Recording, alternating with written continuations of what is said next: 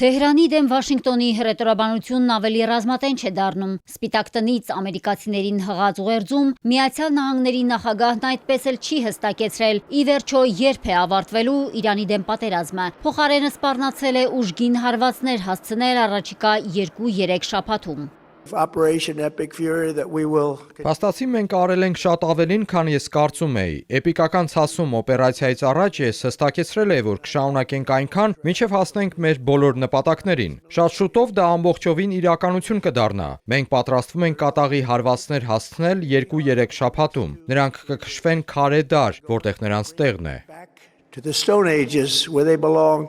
Սպիտակ տան ղեկավարը կրկին նշել է, որ ամերիկյան ուժերն ամբողջությամբ ոչնչացրել են բոլոր միջուկային օբյեկտները, որտեղ Իրանը ցանկանում էր շարունակել իր ծրագիրը։ Ըստ Թրամփի, Իրանն արագ կուտակում էր իր բալիստիկ զենքի պաշարները, որոնք շատ շուտով կարող էին հասնել Եվրոպա, Միացյալ Նահանգներ եւ աշխարհի ցանկացած վայր։ Միացյալ Նահանգների նախագահը խոստովանել է նաեւ, թե ինչպես են Իրանում իշխանափոխություն իրականացրել ըստ իրեն։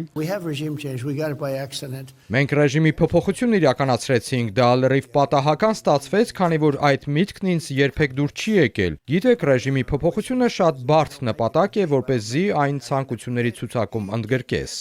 Աշխարհից նեղացած Թրամփը կրկին քննադատել է եվրոպացի ու ասիացի գործընկերներին նահանգներին չաջակցելու համար։ Նրանց հորդորել է գնալ Հորմուզի նեղուց ու սեփական ուժերով պաշտպանել իրենց շահերը։ Սպիտակ տան ղեկավարն ասել է, որ ավելի լավ լեզու է գտնում Ռուսաստանի հետ, քան ՆԱՏՕ-ի անդամ երկրների։ Մեծ Բրիտանիայի վարչապետն արձագանքել է.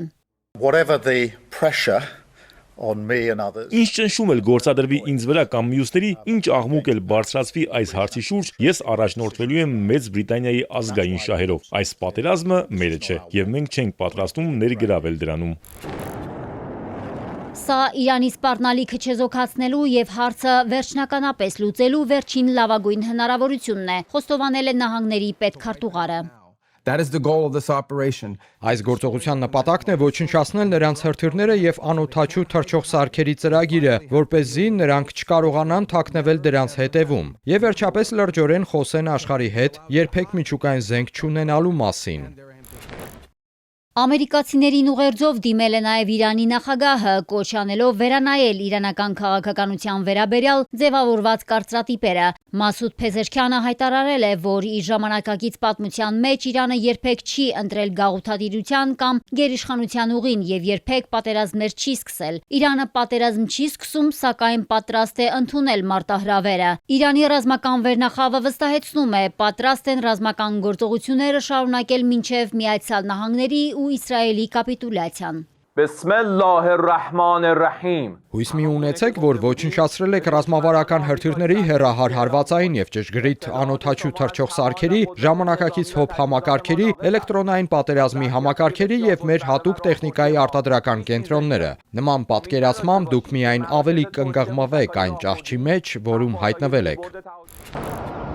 Կոշտ հռետորաբանության ու սպառնալիքների ֆոնին պատերազմը շարունակվում է նույն ակտիվությամբ։ Ամերիկյան F-15-ը հետապնդել է իրանական շահեդ անօդաչու թռչող սարքը Իրաքի երկնքում, սակայն չի կարողացել այն խոցել։ Իրանն էլ հրթիռային ու դրոնային հարվածներ է տեղում տարածաշրջանում ամերիկյան ռազմաբազաների վրա։ Թիրախում է հայտնվել նաև Բահրեյնը, որոտացել է առնվազն 5 պայթյուն։ Իրանն ու Հեզբոլլահը հրթիռներով ու անօդաչուներով հարձակվել են Իսրայելի կենտրոնական շրջանի վրա։ Հոբ համակարգը ստացել է թիրախների մեծ մասը, սակայն ընկնող բեկորները լուրջ վթարի պատճառ են դարձել։ Վնասվել է խոշոր խողովակաշար, քաղաքի փողոցները հեղեղվել են։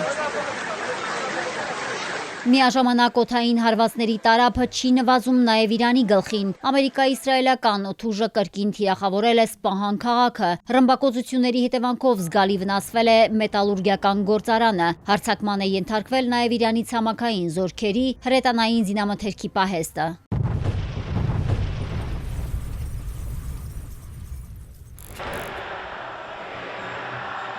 Անտեսելով բոլոր սպառնալիքներն ու վտանգները, հազարավոր իրանցիներ դուրս են եկել Թեհրանի փողոցներ, սգալու Պահապանների կորպուսի նահատակված հրամանատարների, այդ թվում ռազմածովային ուժերի հրամանատար Ալիռեզա Թանկսիրիի մահը։ Քաղաքացիները միաբերան պնդում են՝ ոչ մի բանակցություն, ոչ մի ներում։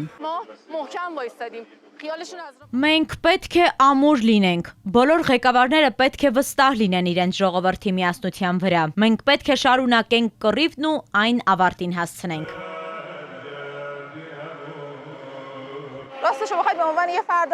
Ուզում եմ, որ մենք վրեժ լուծենք մեր ղեկավարների, հրամանատարների ու հասարակ մարդկանց արյան համար։ Որքան էլ Իրանի նահաբեկեն, որքան էլ մարդիկ զոհվեն, միևնույն է, զոհված հայրենասերներին փոխարինելու են մյուսները, պնդում են իրանցիները վստահեցնելով, հանուն հայրենիքի նահատակության ուղին վերջ չունի։ Մարիկ Օստանյան, Էպիկենտրոն։